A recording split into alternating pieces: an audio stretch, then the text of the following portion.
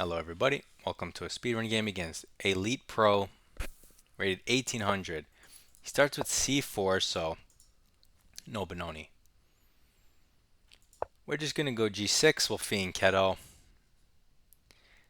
It won't be a Benoni, but some of the elements will remain. We got the fiend Keto Bishop, maybe we still play C5, if we want. But this guy's, okay, he's fiend Ketoing as well. I'm going to go D6 just so my knight doesn't get kicked. Then I'm going to go C5, and we're basically, I don't know. It's somewhat symmetrical, except he has this pawn.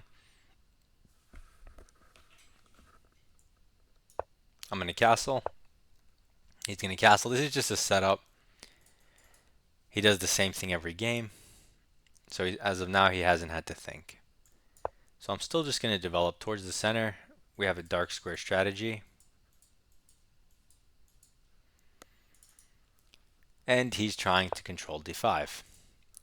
I think this is called the Botvinnik setup by him. Not 100% sure, but I think.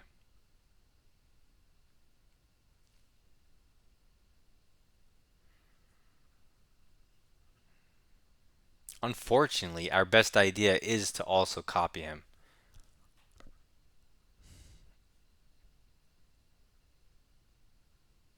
So I'm going to do it. Because it's just an annoying setup that gains a ton of space, and if you don't play against it correctly, you just kind of have an annoying game where you can't do anything. So I'm going to put my pawn on e5. So his idea is eventually f4, but right now he makes this pawn move, maybe because he wants to develop here and stop my knight. It's fine. I'm going to develop my bishop to the center. He does the same, okay?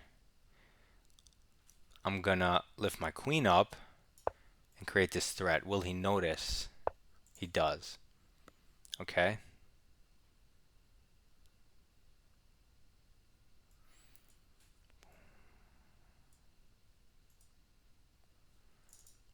Okay.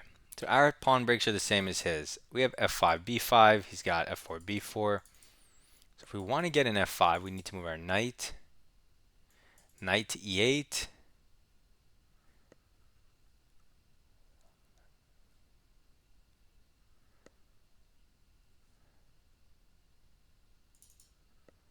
Or knight to d4. Both of them look reasonable. Let's start with knight d4. Let's get that in position.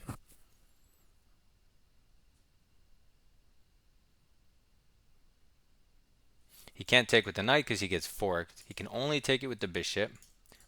But does he want to give up his bishop? I don't know. I don't know. He moves his queen. So now we have an exactly symmetrical position, but he did the pawn and king, and I did the knight and the knight here. Okay. So now I'm going to go knight e8, preparing f5. Maybe he's going to get f4 first. Then maybe I can take his knight, either luring his queen away from that square or taking his knight away from this square. I don't know, super symmetrical. It's another system opening, even more so than the London, let's say, because he can always guarantee his setup, really. So he goes here offering the trades of bishops, which is possible. I'm going to take his knight so he doesn't maybe mess up my pawns, and I'm forcing him to go away from this square. Okay. Now I wanted to play f5. If he takes my bishop, my knight helps support f5. So I don't mind that. So what if I play f5 now? I feel like he should have played f4 before me playing f5, since he's white. So let's get that in as quickly as possible. He can still try to get it in, but now the bishop would hang, so he has to take first.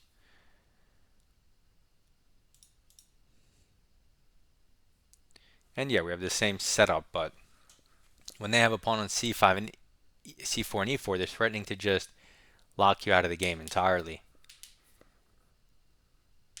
And we won't allow it. So we do at least the same amount of space. And now whoever gets in the successful f-pawn push will be the one in the good position. And you have to be able to play symmetrical positions, boring positions, annoying positions. So he throws it in. And now we could take with the knight. And now he throws in f4. Makes sense.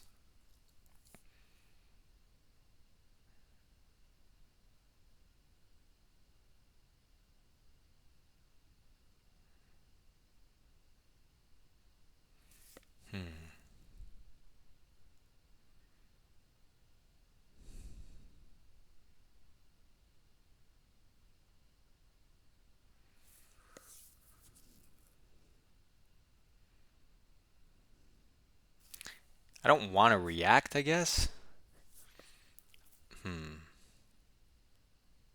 Whoever takes helps the other person. Like if I take this pawn and he takes back, he's opening up towards my backwards pawn. He still has a pawn duo. He does hang this though. So here, here, here.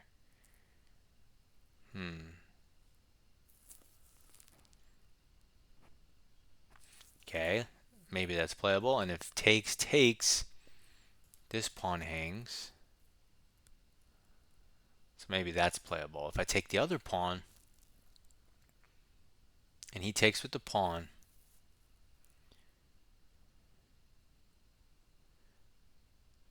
not sure what I gained. And if he takes with the knight, I also don't like that. So maybe just f takes e. And however he responds, he hangs a pawn. Now, I don't think it's a pawn that you win the game because of it, because he's going to have pressure on either your backwards pawn, or he's going to have a centralized bishop aiming at your stuff, right? So he might get the pawn back. That's the thing. So it's not like the biggest deal in the world. But as long as we don't collapse our position, we don't care if it's even, right? You can't just forcibly win chess. If you could, you'd be the world champion, right? So he takes this way, which blocks his bishop, but opens up against our weak pawn. But knight e8 potentially defends that permanently, even though it's an awkward square. I think we should scoop our pawn.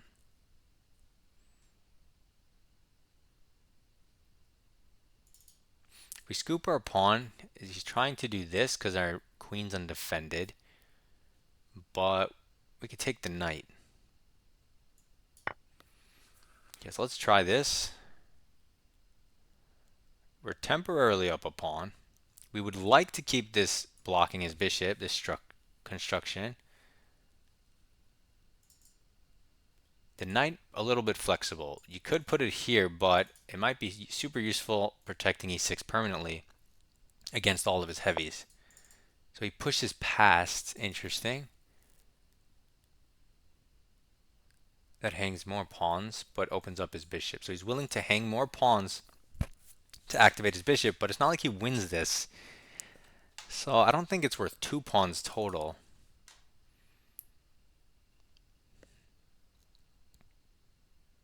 The knight is pinned, so it's not like he can move it immediately, so I don't need to take it just yet.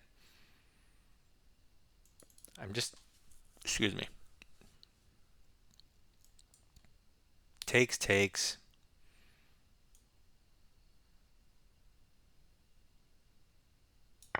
I think I will take it though, to move his queen here. I mean, is this ever dangerous? I don't think it does anything though. Plus it would hang his knight, so I guess I don't take yet till he breaks the pin. So now we're temporarily up 2 pawns.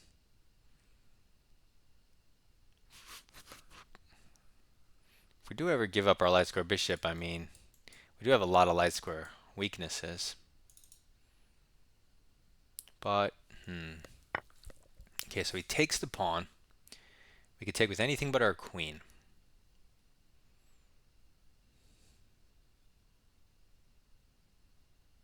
The good thing is the knight can't move because it's pinned, and even if it wasn't pinned, it doesn't have good forward jumps.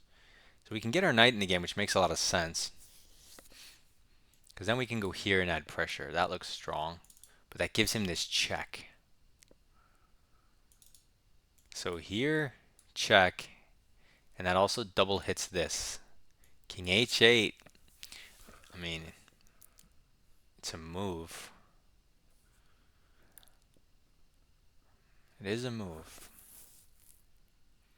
And he could probably take here if he wants to be cheeky. But then we can go here. What else do we have? Just take the knight. He goes over. Then we go here. He still has the check though.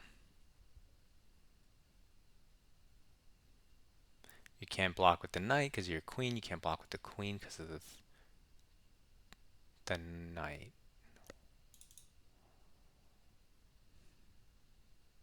So if we take with the rook,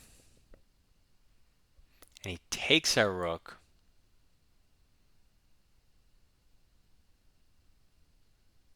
then maybe we could just take with the queen.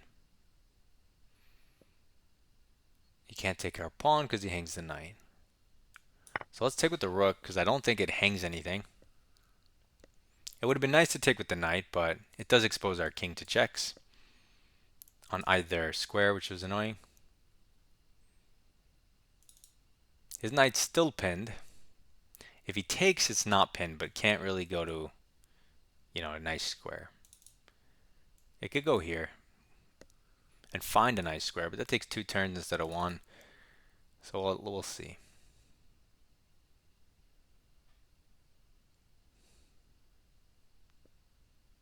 Now if he takes here and you take with the knight and he gives the check, well now there's not doubled pressure on the knight.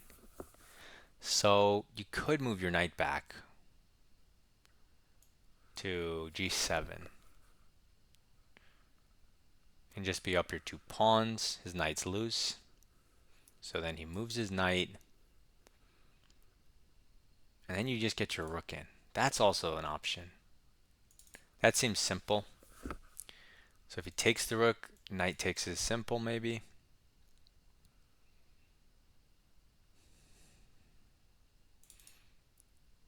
Because if you take with the queen, what can he do?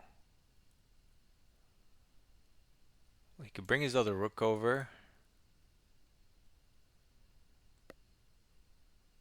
Also, this pawn is hanging down here.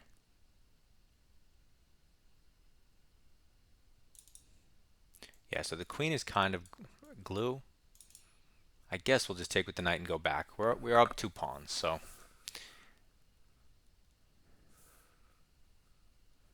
I'll take this knight, and then he'll just have a bishop that can only look at light, and then I'll just try to dance around the dark squares so he can't touch me. I don't know. Let's find out if it works.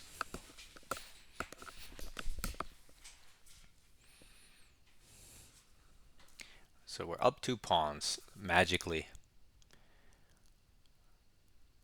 I don't know how we got 2 pawns over the course of the game. I feel like it's a weird to win pawns in this pawn structure that he did. But somehow he lost 2 pawns and now he's thinking.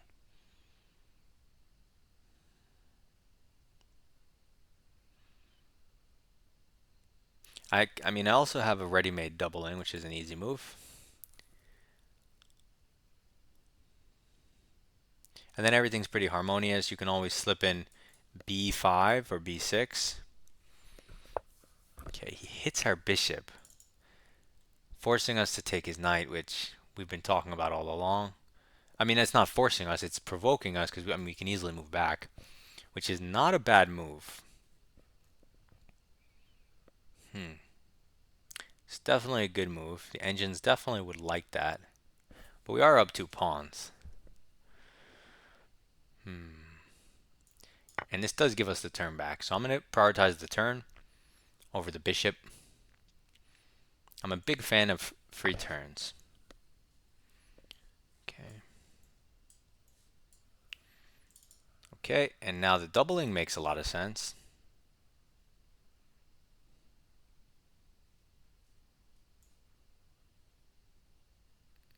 Just checking for blunders. I mean, he can stick his bishop here, but I want to go king h8. My king's a lot safer on h8. It's the safest place for it. And now all my pieces are at least in the game. Is he going to go queen here? It x-rays our queen, but we can move our queen somewhere. So like here, I don't know, triple?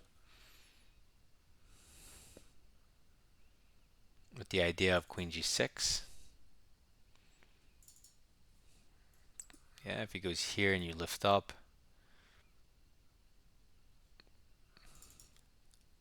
Maybe at the end of some line he gets his pawn and you're only up one pawn. But I mean, what are you going to do? Also, we have like a connected passers in the center. He can blockade them on the light squares maybe, but oops, what the heck.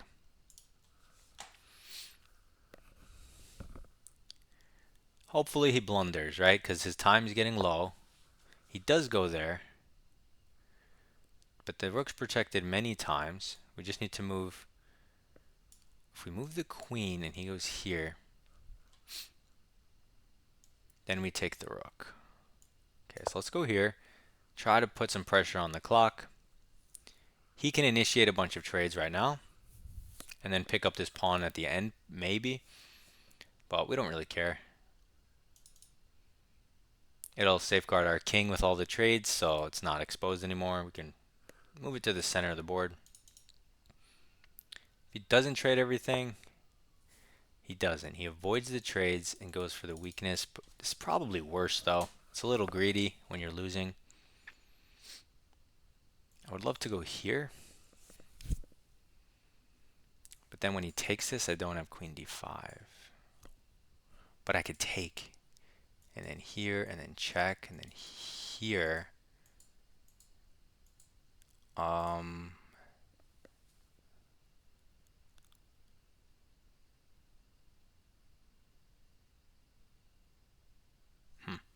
Doesn't quite work.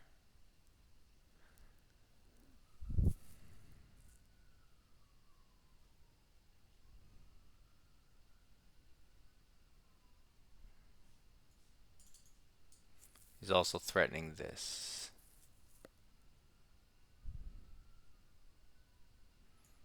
So maybe just lift our queen up.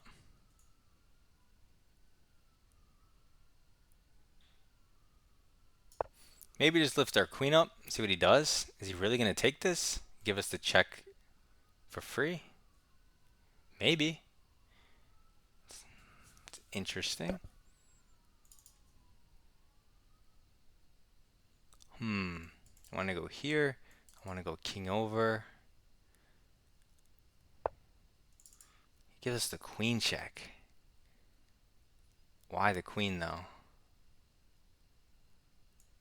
I want to go here anyway, so I'm not going to interpose a piece, as I definitely want my king out of this diagonal instead of self-pinning. And now, I'm kind of happy he moved his queen from this side to that side. I think it's worse over there. Maybe he's going to try to get pawns or something. Maybe that's why. I kind of want to hunt this king now that his queen left. Because when his queen was here, it was controlling this square, which I didn't like. But now on this, queen up, king in the corner, check, king back down.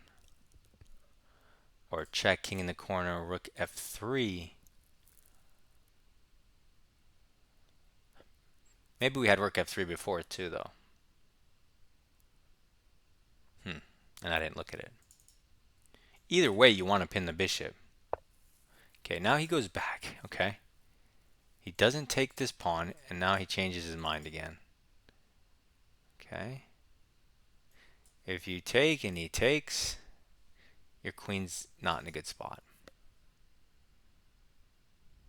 So let's move the queen,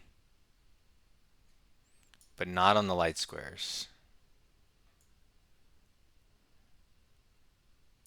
Let's go to the dark squares so his bishop can't do any skewers or pins or weird stuff. We can move our knight now that it's not pinned to a king on g8, because that king on g8 was really messing up our whole idea. Now we can do stuff like this. He pushes.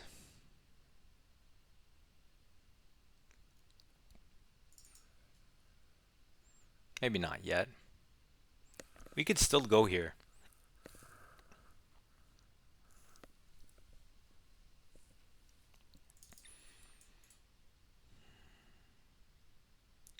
Which move first, though? If we go here, okay, he grabs the pawn. That's greedy. Okay, so now we're gonna get our queen in for free. That was a greedy pawn grab. I mean, I'm not like it's not like I calculated it's greedy. It's just on feeling. It looks greedy, doesn't it? What is that move? Takes, takes. Oh, his queen's defending as well.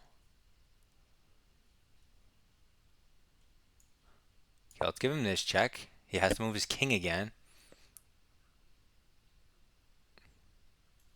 His pawn's under attack. Okay, so he protects it. But now I can go here, though. And this is why that was extremely greedy. And his queen doesn't have access to our back rank. If his queen was here, it had this weird geometry. So he protects. Does this work, though?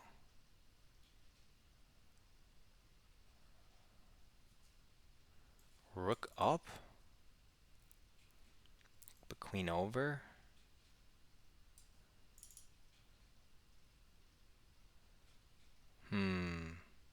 Something suspicious. We could just go here.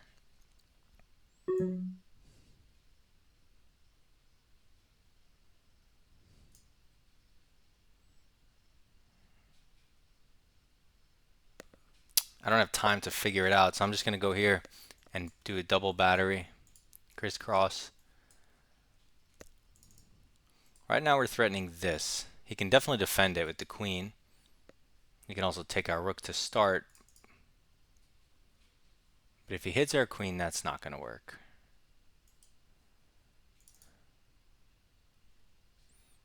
I was looking at rook f3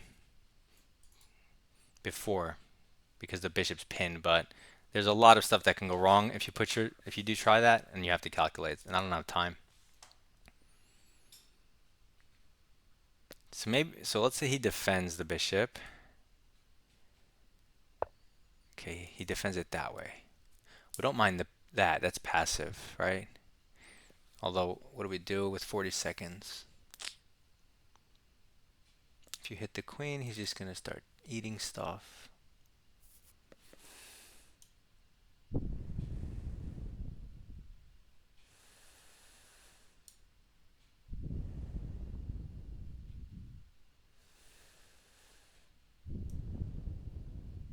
I'm going to go here. Okay, at the least you have this move, adding a third attacker with pressure. But can we take this? He takes this. That's not checkmate because of his queen. So here, here, here. How do we make this work? Here, here. There's got to be a move. There has to be a move. Oh, I forgot this file's open. So check.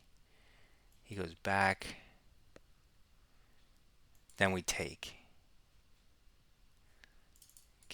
Yeah, this feels way like it has to work no matter what. And so if we go and he goes here, do we have a better move? Check if he just goes back. The queen always covers this. He hits our queen. So we don't have time for that. I mean, we could just take the pawn. We take this. He takes this. Do we get his rook? Maybe. Okay, so I think we won material unless he has a move here. I really wanted a sack, though. He ruined it. How do we convert with 10 seconds?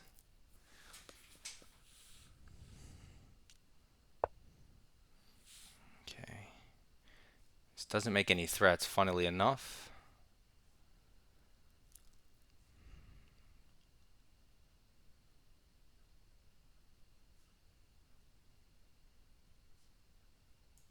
Ah, 1 second. Panic move. I didn't find the move that I was looking for, so I just clicked. Usually I like to be satisfied with a move. He goes here.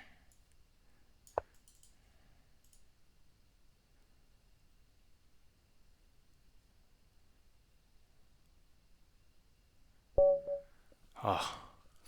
Okay, so we were threatening mate in one, and if he moved his rook somewhere, I was going to check him.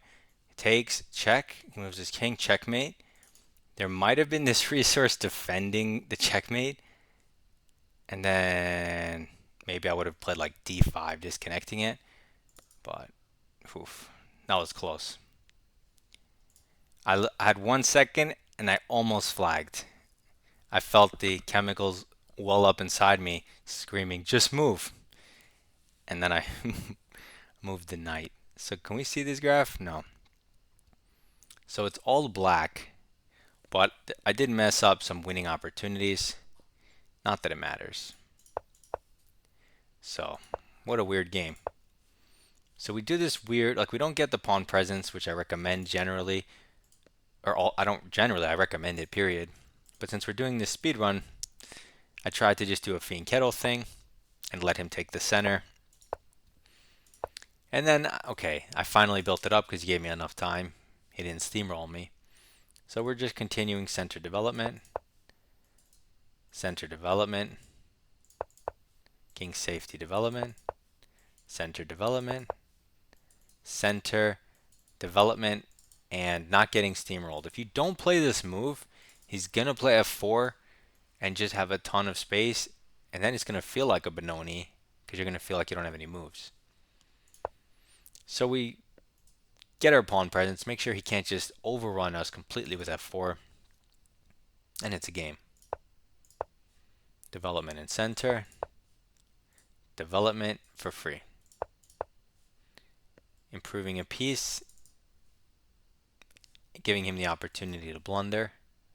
If you don't make this move, you can try to get in the b5 pawn break with like a6, rook b8, b5 type stuff. He'll probably stop it like in the Benoni, and then you're going to have to switch to f5. So it's kind of up to you. You can even go king h8 as early as here, which is not a bad idea. But we improve a piece. Oh, and then we went 98 going for our plan. But we have one opportunity here apparently to take this pawn. Oh, true. I missed this. So you would take the pawn, and if he takes back, it deflects the bishop, you get the royal fork. So you basically win a pawn. I missed that. I was too focused on getting in my f5 plan. So there we are.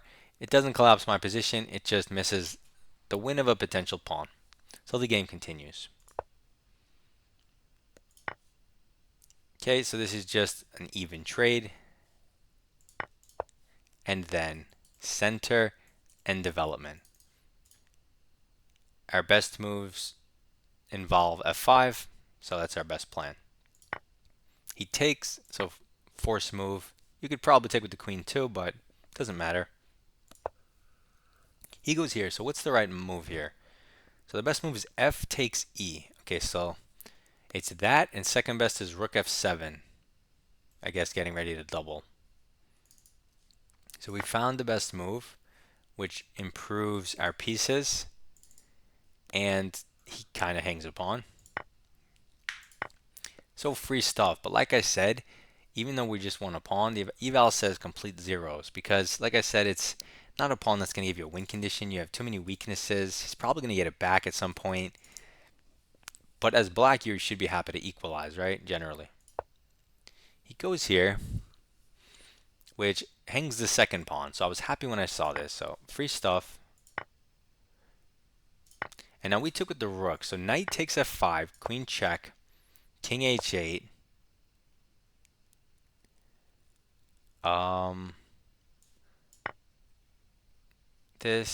This. Oh, actually, his knight's hanging. So you could have gone down this line with the knight, king h8, kind of like I started calculating. They say it is better than the rook, What's crazy is that the engine says his best move is b3.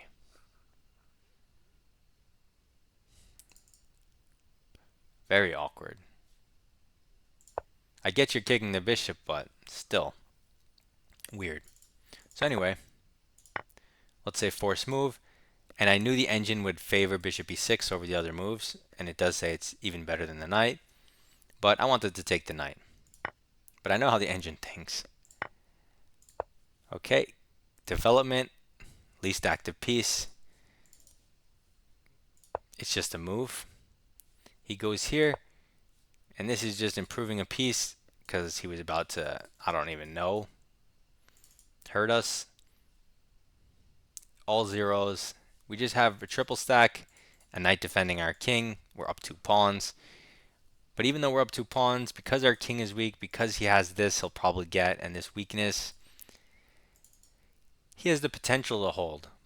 But he's also down 2 pawns. So if he doesn't play precisely, he is just going to lose due to material. So you see he immediately slips up, as it's not entirely obvious what to do.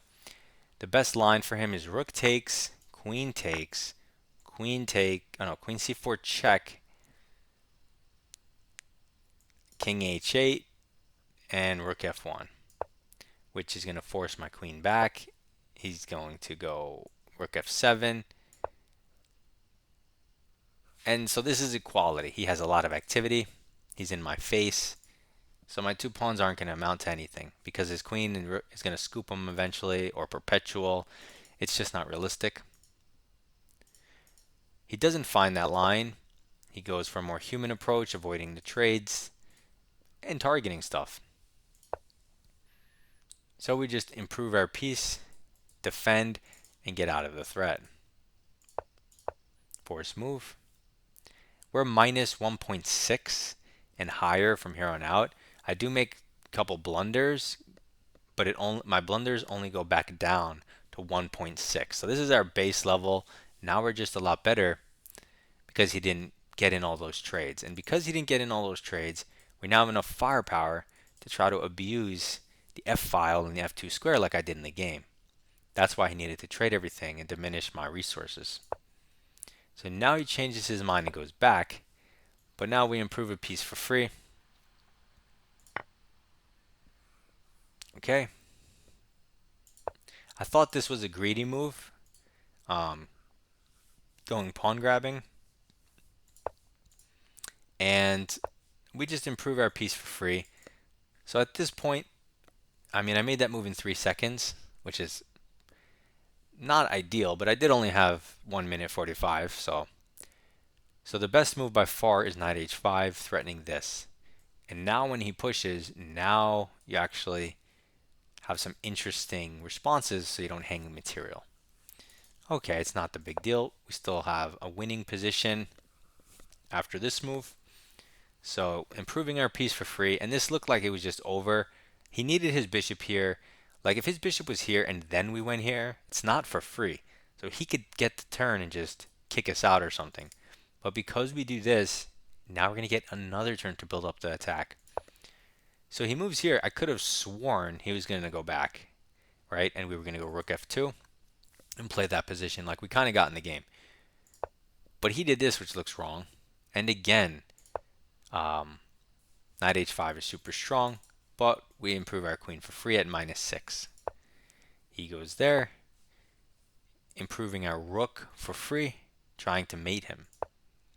Now it's going to be hard to mate him because he controls the dark squares, but maybe we can, pick up some material along the way. Now he goes back and we're kind of in that position where we were, and you can follow up with knight f5, queen d2, or knight h5. These are your follow-up attacks. So we throw this. So they gave me 2 blunders for the same move. Both times I played queen d2, and both times black is still winning. So it's not a big deal. They're just saying getting in the knight, if you calculate it, it's just more accurate. That's fine. We have 50 seconds. We don't really care. Because it's practical problems, right? His bishop's hanging. How does he defend it? I was looking at maybe he goes here, but we always have this interesting way to kick him with d5. And then it disconnects it. So it doesn't even work. So that's why he chooses to go here. But he probably should have included this first just to get some material of ours off the board and then go here. And now we don't have extra forces to like, I was looking at rook f3 before, stuff like that. We just have one less piece. And it's also not defending our back rank. Still winning though for black. But he goes defensive, and now we get in our last piece for free because this is a devastating threat. He goes here, and we find free stuff at -6, improving a piece for free, improving a piece for free forced, and that's it. He resigns. He runs out of time. Mate in 12 anyway. So they gave us 2 blunders just from winning to winning, so no big deal. It was a good game overall, and we were black playing a strong 1800 in his pet system that we never play and he always plays, right? So he has all the knowledge from the videos. We don't even know how the Botvinnik system really works. And we had a decent performance, so we don't mind it. Submit your rapid games in my Discord. Good luck in your chess. Goodbye.